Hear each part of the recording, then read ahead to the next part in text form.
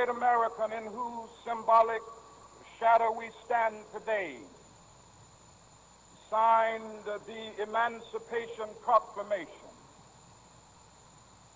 This momentous decree came as a great beacon light of hope to millions of Negro slaves who had been seared in the flames of withering injustice. It came as a joyous daybreak to end the long night of their captivity. But 100 years later, the Negro still is not free. 100 years later, the life of the Negro is still sadly crippled by the manacles of segregation and the chains of discrimination. 100 years later, the Negro lives on a lonely island of poverty in the midst of a vast ocean of material prosperity. 100 years later, the Negro is still languished in the corners of American society and finds himself in exile in his own land. And so we've come here today to dramatize a shameful condition. No one left to stare, but we're blind anyway, so we don't care. Cell phone goes off in the car, like a bomb going off. USA is at war. Lives are lost. Who is the cause? Seeing things like never before. People jumping from 80 floors. We can't take anymore. It's on. An eye for an eye. Don't realize that's why we lost so many lives. Husbands and wives. Black, brown, and white. It just isn't right. But that's how we fight. Dirty. That's how we rule worldly. Don't think of the innocent people we might be hurting. The lies get buried, the truth gets blurry. Too late to worry. Ignorance comes from fury. Get on your knees and start with your Hail Marys. This world is scary. The end might be coming in a hurry, but we don't care.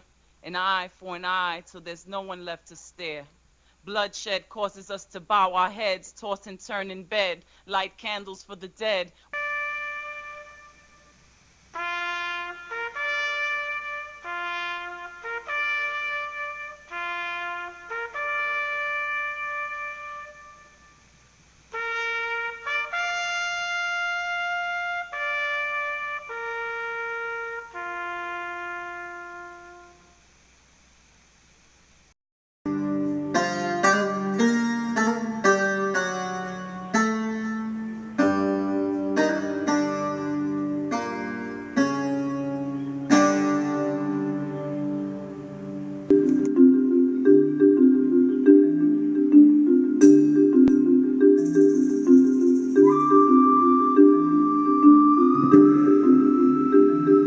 Listened and watched the introduction to this documentary, what were the visions that ran through your head as you listened to the words of Dr. King from August 1963? His words stated 100 years later. Well, it has been 43 more years since that day in history, and Black Americans still find themselves asking and hoping that they can be treated equally in American society. We have now been thrust into another historical and anguished date in history. Fresh in all of our minds are the events of September 11, 2001. As we look at the impact this has had on our lives as Americans, we have to take a moment to listen to the complaints of racial profiling that is now emanating from the Middle Eastern races here in the United States. We as Black Americans have dealt with, read about, and experienced racial profiling since we can remember, and just basically had to deal with it. Let's talk to other Black Americans on how they feel about racial profiling since 9/11.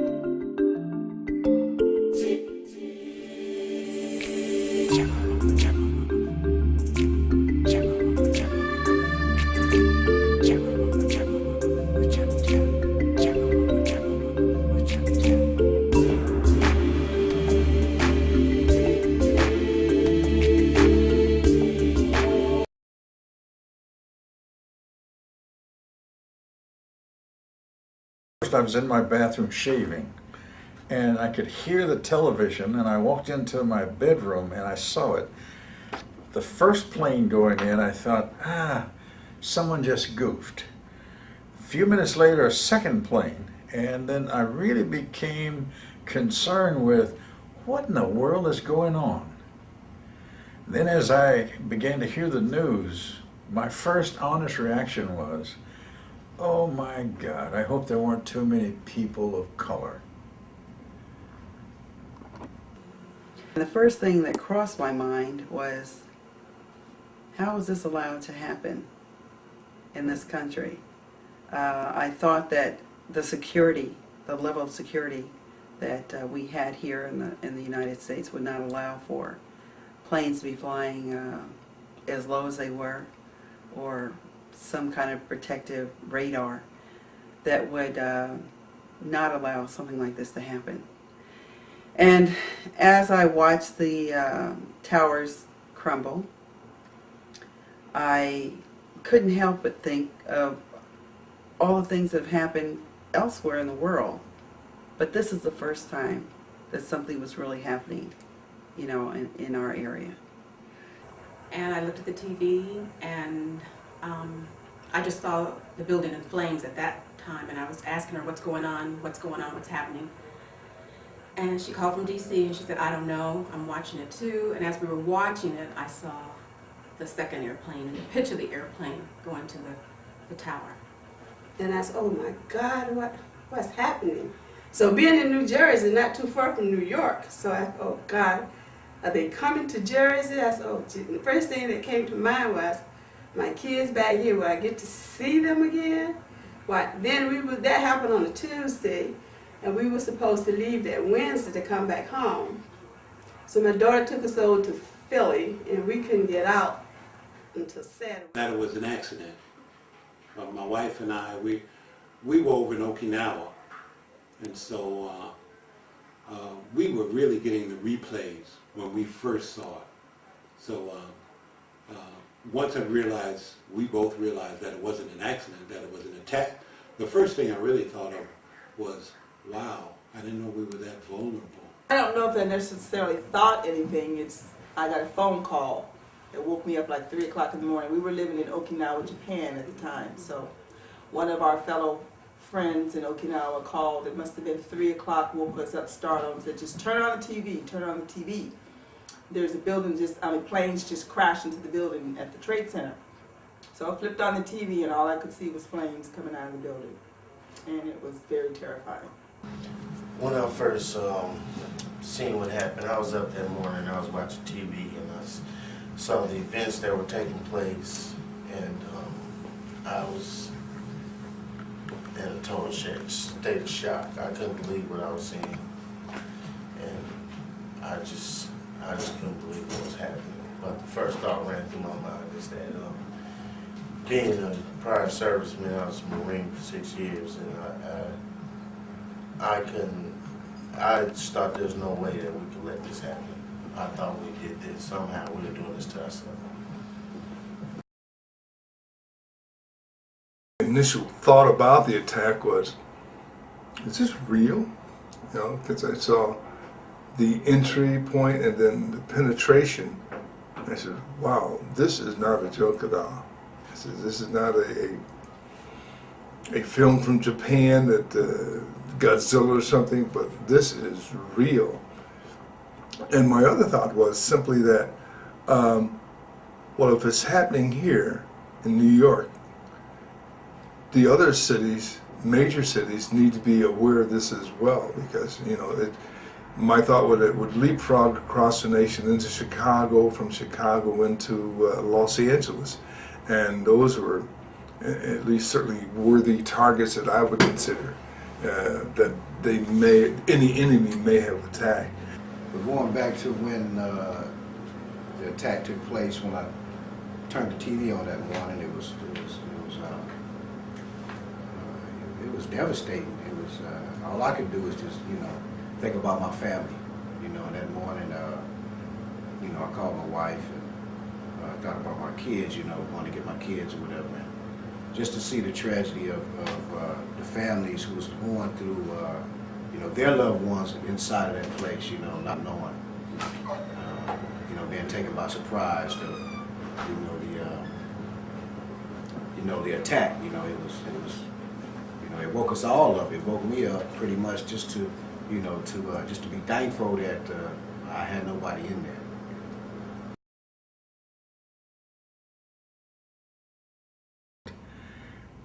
It wasn't so much a feeling of fear as it was a fear of apprehension. It was, what's next? Is this the beginning of something greater than just two planes into a high-rise skyscraper in New York? Or was this the beginning of something? And I began to think in some biblical ways. End times?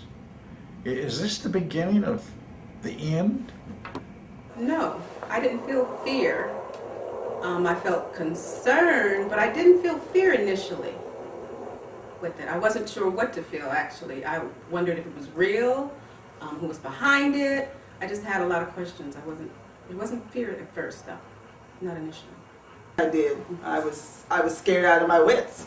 What I was afraid of, I can't really say, but I was definitely scared. My sense of fear was not one that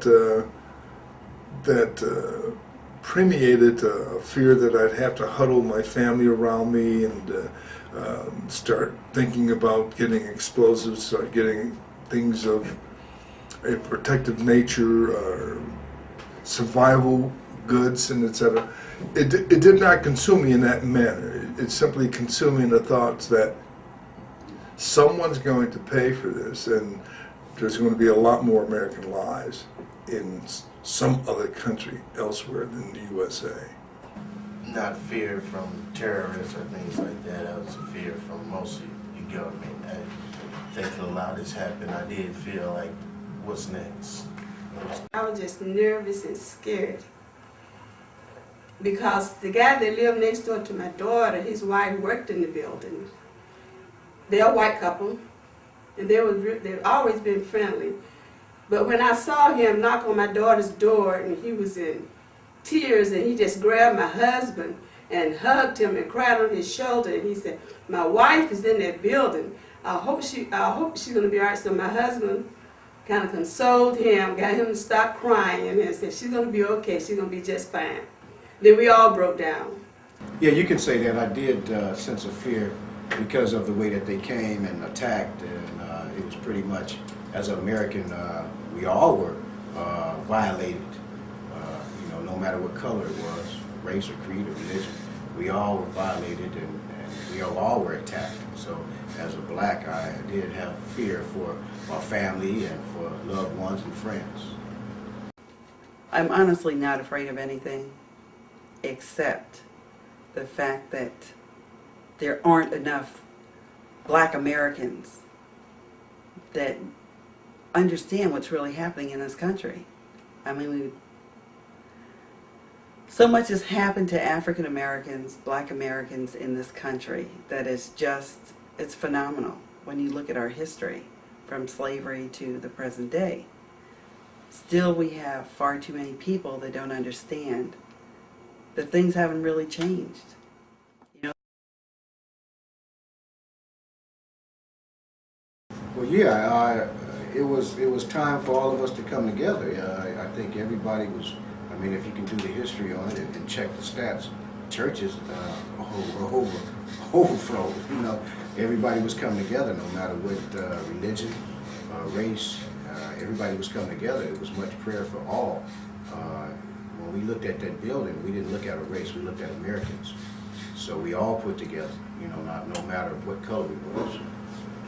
I've always had good relationships across all of the ethnic barriers in our community, and so I didn't really feel any loss in terms of my personal relationships or encounters that I had as I was going about my business in the city.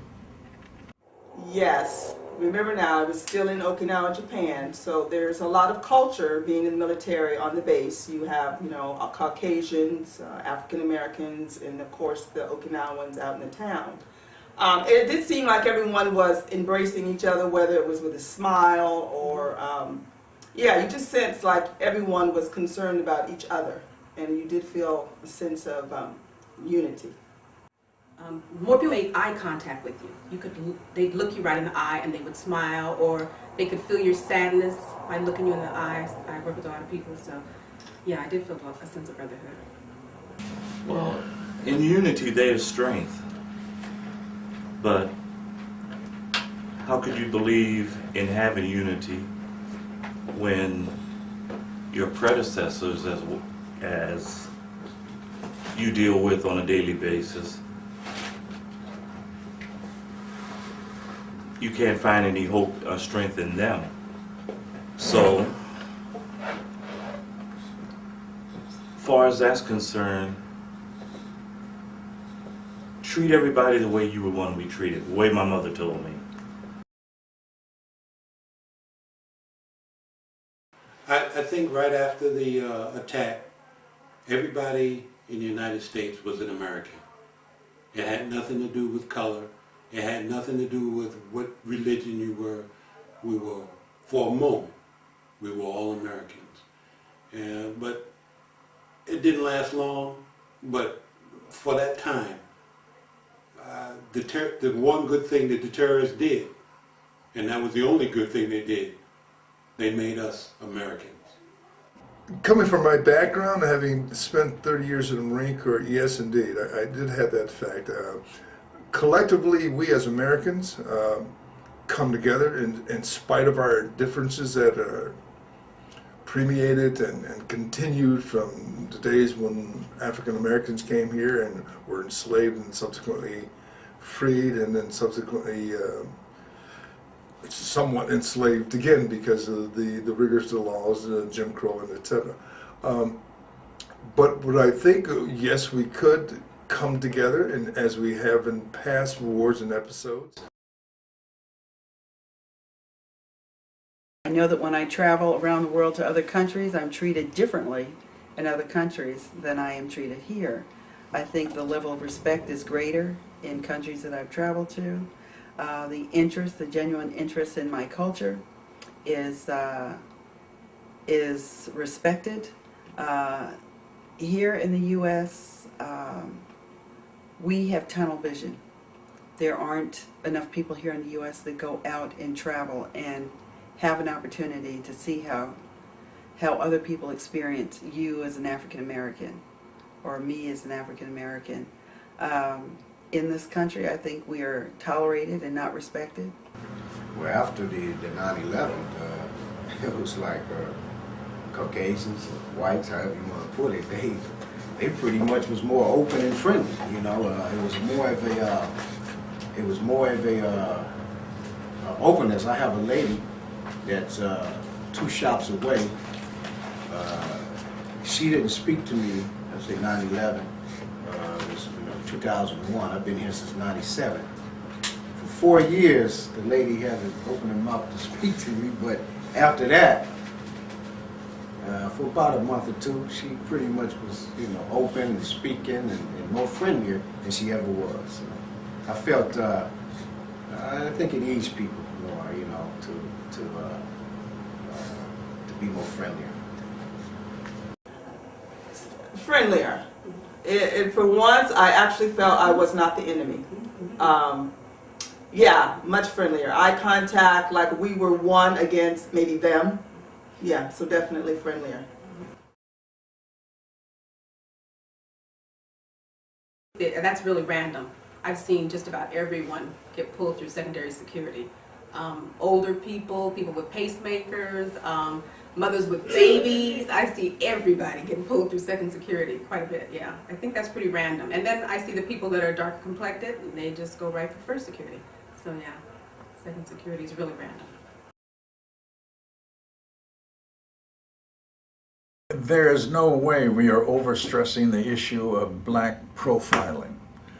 It is too apparent. You can't be living in this life any length of time without having been the subject of driving while black or black profiling in some fashion, whether it's in a grocery store or a hardware store, wherever you go, blackness is always under scrutiny.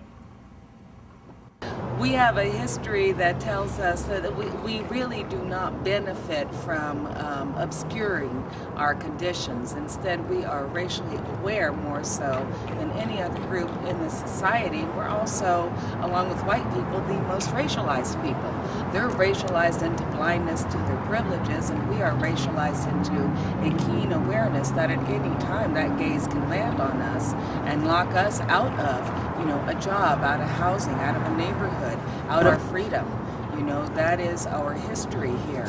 And because we still continue to vote very much as a bloc, and even though we haven't mounted as much solidarity as we should have, we still have a similar analysis. Then that's one of the reasons why we maintain this kind of, status as the object of the most repression, I think. Sometimes I think they do, because when they do something, I know I'm black, but sometimes our race, when they do something that's not right, they want to blame it on the white people. No.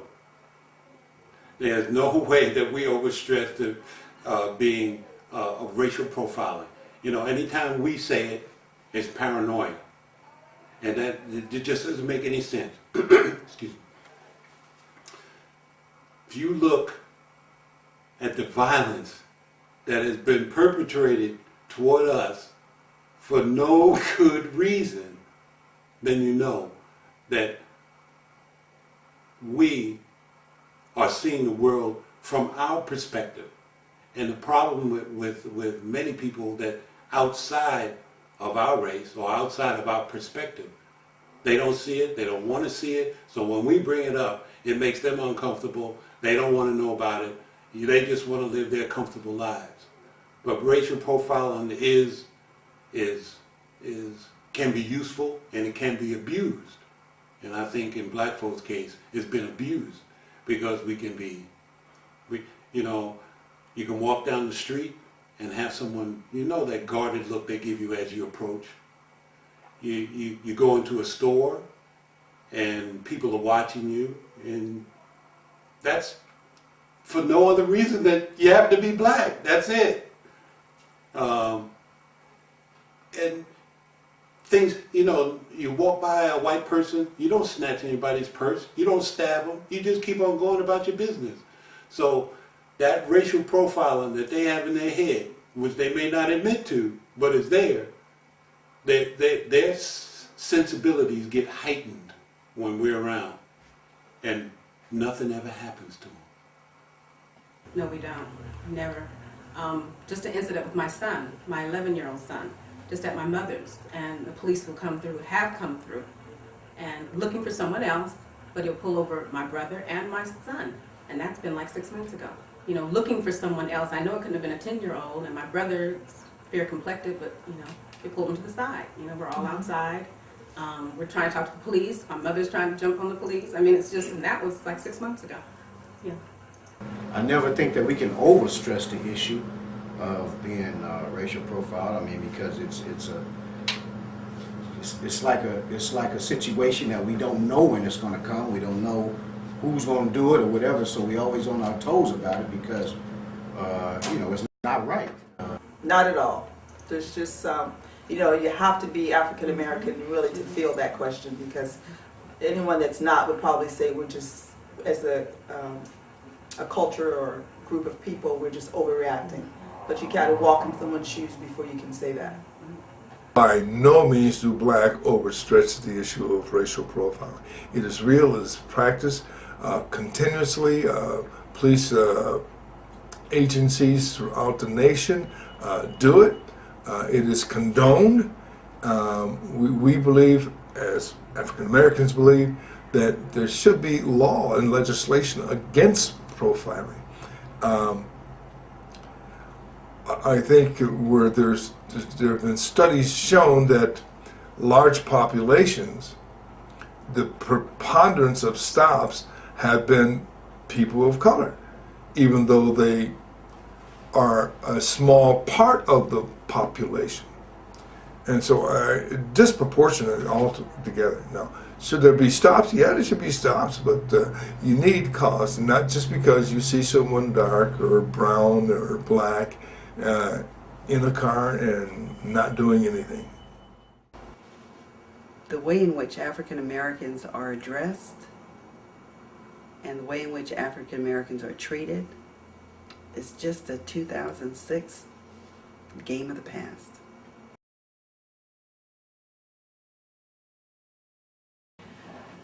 American society does need someone to point fingers at. They've always got something going on, and they need to have some kind of disruption to deter the attention from what actually is happening.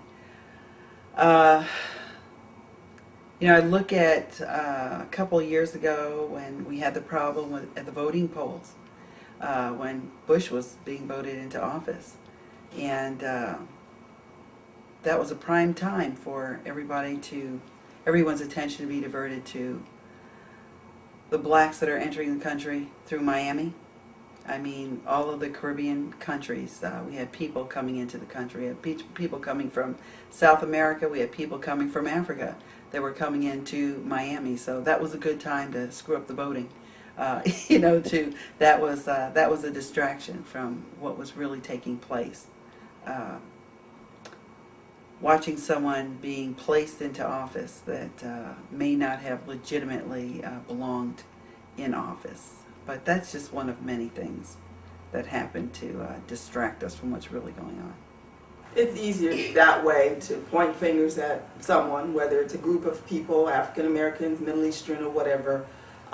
It's easier for people to go to bed at night if they put the blame on someone else.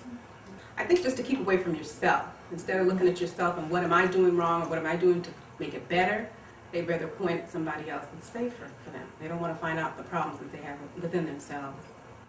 This society needs to be understood as having always been a racialized, imperialist society. So yes, having localized enemies has been very critical to getting those people the system needs that will support and endorse it. You know, who really believed the notion of weapons of mass destruction, and who knew from the get-go that that was ridiculous? Absolutely ridiculous, okay? Black people knew it was absolutely ridiculous, and people outside the country knew it was absolutely ridiculous. So who are those other people that endorsed it? Those are the people who get fed with images of enemy, you know, and that feeds their paranoia, and that feeds their patriotism. I think that scapegoat, that finger pointing, is not a way to go about doing things.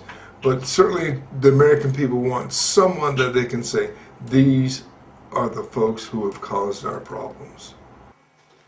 A lot of people need to point fingers at somebody else because we feel uncomfortable about looking at ourselves, and we just don't want to feel uncomfortable about ourselves. So it's always easy.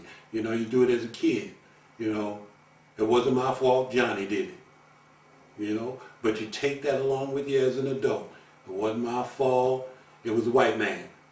It wasn't my fault, you know, that black man, if he wasn't looking all crazy, if he had his jeans on right, you know. So it's always somebody else's fault. You don't want to look inside yourself. You know, there was a comedian, you know, Michael Kramer, just recently, last week, started screaming nigger, nigger, nigger, nigger in his comedy act.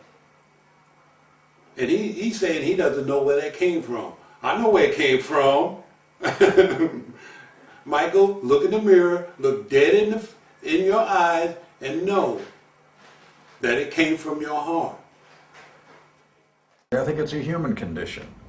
It seems that humans always need to have a I'm better than someone else. And it doesn't matter what part of the world it's in. I think it's based on color, and I think it has a tendency to always have a scapegoat. Someone has to be in their minds at the bottom of the pile so that they feel their greatness, their goodness based on someone else's issue.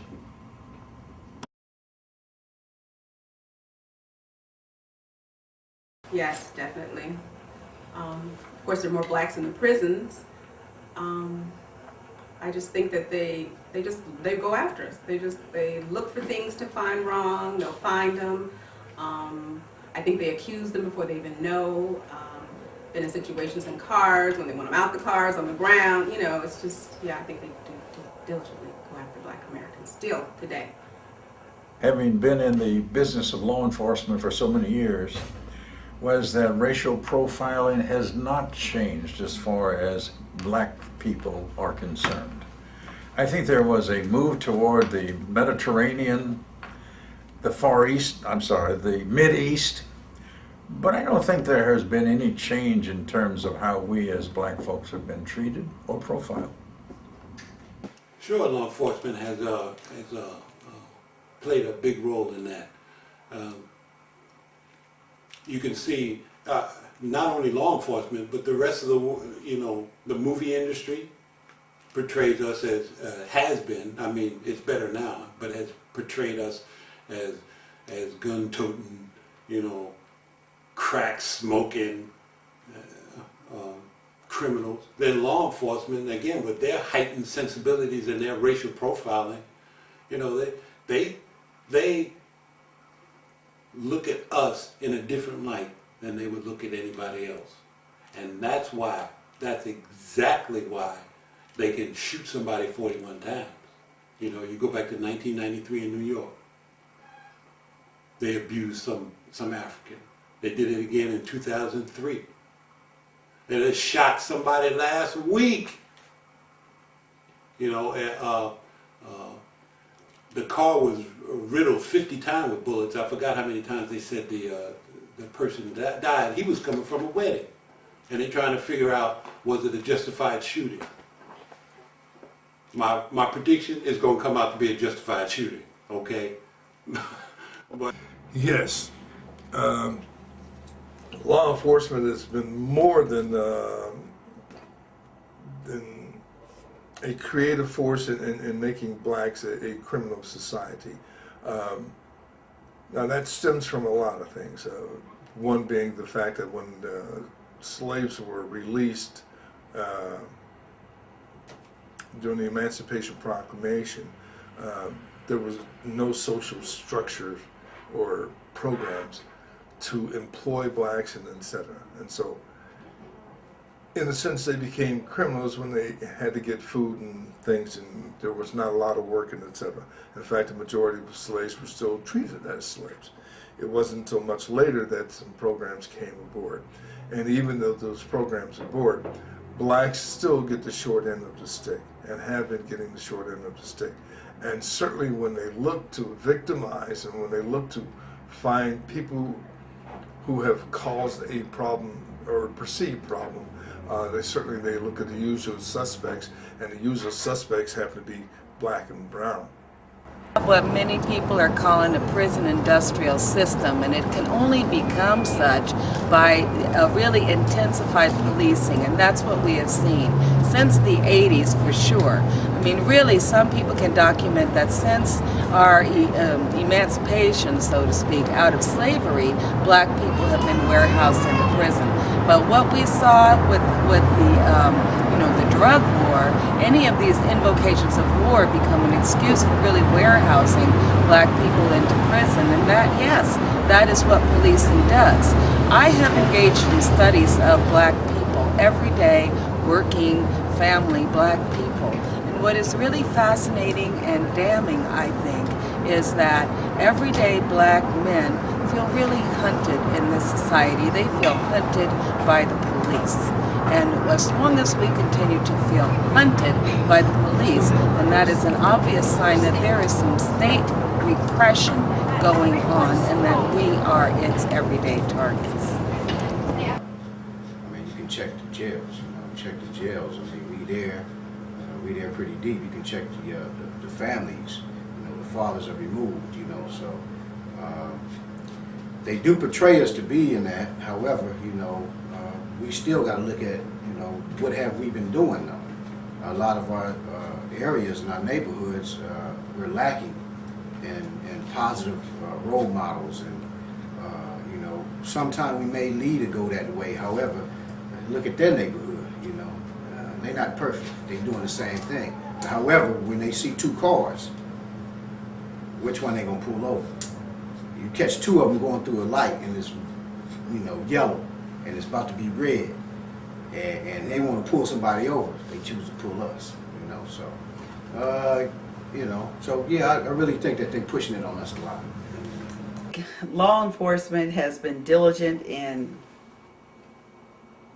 arresting and abusing anyone of color in this society. I think that I'm sorry that what happened to Rodney King happened to him, but it was an eye-opener for a lot of people. For people that watched everything that happened in the South during the Civil Rights Movement and prior to the Civil Rights Movement, for a lot of people, for some reason that didn't seem real. But when Los Angeles had the situation with Rodney King, the whole world really began to realize. Cultures across the nation did raise their heads up and listen to what was happening. And I think that people of color have had atrocities happen to them with the police knowingly. And I think that's going to continue. Maybe in a different way, but I think it's going to continue. It doesn't change. Hasn't changed in the years before me, and it won't change when my baby is 7 now. By the time he's 35, it'll still be the same. But it happens all the time, where you can be shot, you can be beat on. You ask Rodney King. You can be beat on camera, and then everybody says, well, Rodney was on coke or whatever, so I guess he deserved that beating.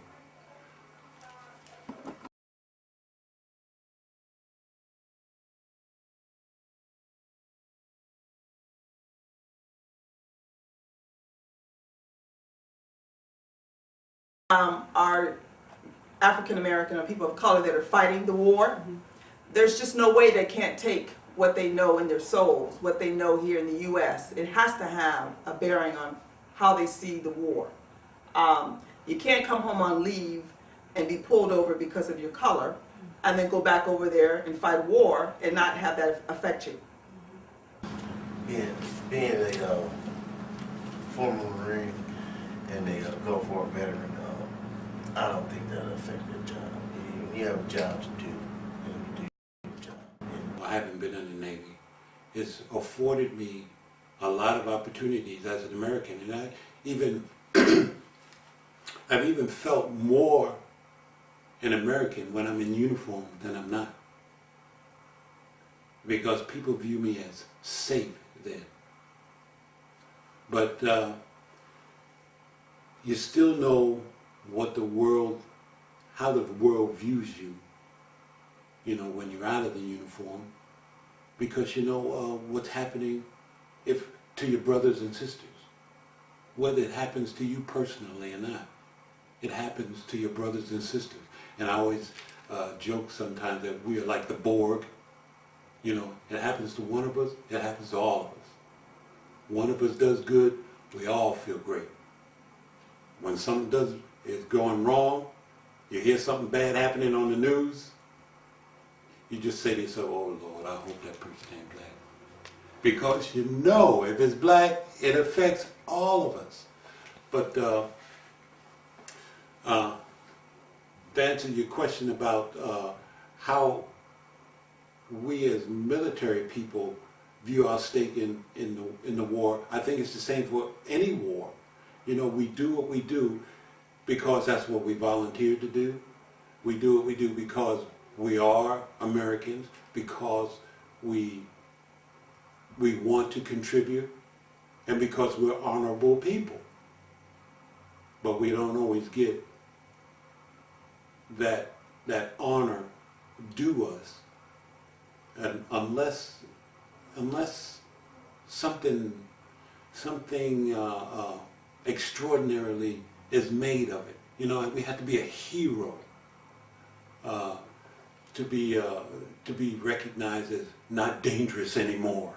You know, maybe I should need to wear my medals down the street so that Nobody will clutch their purse when they see me. Oh, there's a veteran there.